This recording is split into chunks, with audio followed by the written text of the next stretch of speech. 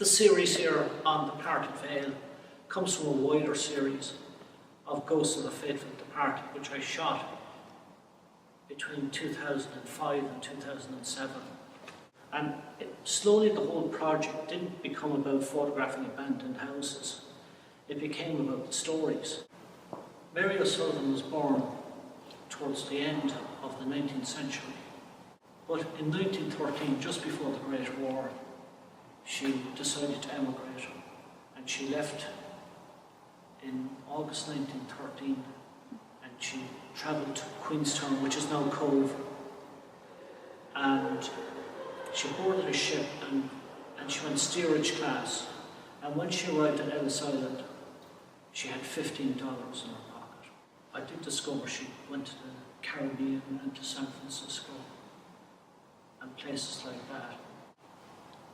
I'd been to this house so many times, but on one morning in particular, this house was so dark, it was very difficult to see, but as I made my way up the narrow stairs, early morning light caught a glimpse of just this flash of red, and I didn't know what it was, and when I got out my torch and I shined it, and I saw there was an American flag.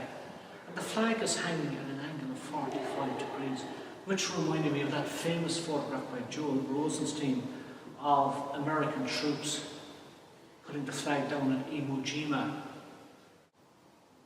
And when we moved from the landing into the first bedroom, there was a shipping trunk.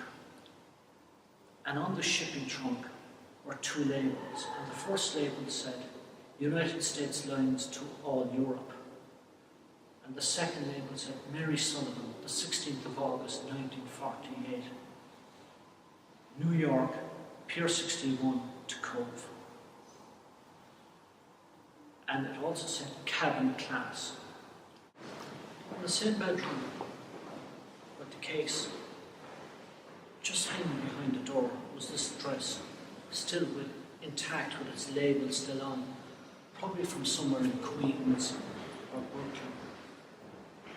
And you were wondering why Mary never got a chance to wear this dress. Maybe fashions in Brooklyn and Queens didn't suit West Cork at the time, but here it still hangs.